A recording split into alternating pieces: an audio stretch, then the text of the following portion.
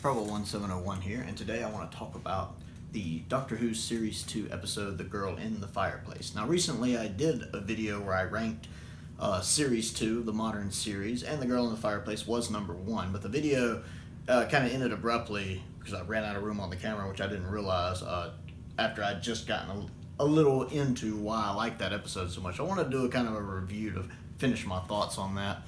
This is a fantastic story. My favorite of the season was School Reunion being a close second. But one of the reasons I like it so much is that it's just amazing. But it's another one of Moffat's stories. All of Moffat's stories in the Russell T Davies era are amazing. All of them. They're all masterpieces. The Empty Child two-parter, Blink, the Library two-parter, and this one. And while the other three are universally loved pretty much, I feel like this one doesn't quite get the attention it deserves. I think it's a little underrated. It's really good. I know some people who like it and some people who don't.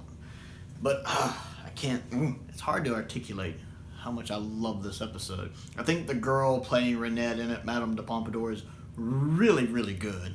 Really good. The chemistry she has with Tennant is very good.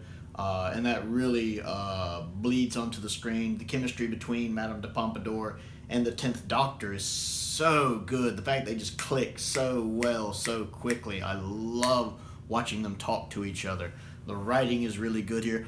The music, I really love the soundtrack to this episode. I love the Madame de Pompadour theme. I actually do have the soundtrack to season 1 and 2.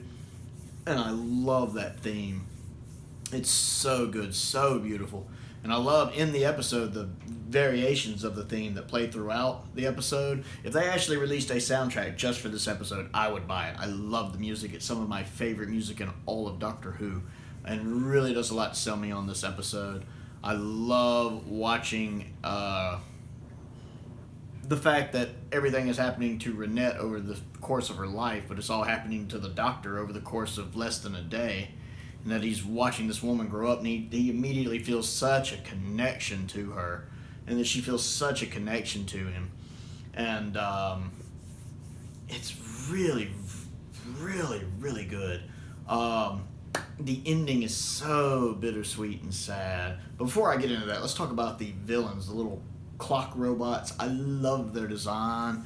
I love the sound they make. That it's so creepy. Well, it's weird. Moffat's so good at making normal things seem creepy. So it's like the ticking of a clock basically becomes creepy. And I love that. It's so nice. I love their masks, the little disguises they wear with the grins on their face make them even creepier. And goes really well with the fact they don't talk. I love the fact that the villains in these robots never speak. They don't talk at all. That just makes them somehow creepier to me, that they never say anything, combined with those fake faces that they have. Something about something with a very fake face, especially one painted with a smile on it, that doesn't speak. It's just so creepy. They have no eyes and they make that sound when they move. It's just a perfect storm of genius creation that I really, really like and find helps make the episode memorable. But again, the ending is so bitter. Ooh, so sad. The fact that Renette would have made such a good companion, and I would love to have seen her travel with a Doctor, and he wanted that so much. He had such a connection with this woman, and that by the time he gets back, he's too late and she's passed away. And imagine it from her point of view when he leaves that last time, tells her to pick a star, and she's all excited, and she goes out and looks, and then slowly him not coming back. When he's trying to, just the time differential's so different. Slowly dawning on her he's not going to make it, but she still had faith that whole time. According to that letter, she still had faith that he would try to come back. So that whole scene when, she's being taken out of the city, it's so sad. Tennant can play the sad Doctor really, really well. It's just, you can tell that hits him so hard, and it's so sad. And again, that music playing as he turns the fireplace out for the final time and deactivates it, and you see the flame go out. So sad. And that bit when they're like, "Are you all right?" And he's like, "I'm always all right." I've been there. I've had situations like that, where I've had things bothering me or something not right, and maybe somebody I was dating or something was like, "You all right?" I'm always okay. Because I'm kind of the guy who's always okay. I'm always the optimistic, upbeat guy. So I've been there. I can really relate to that scene in this story. Uh, just to see him, have to lose somebody else right there, right when he was truly happy, something else happened to kind of take that away from him.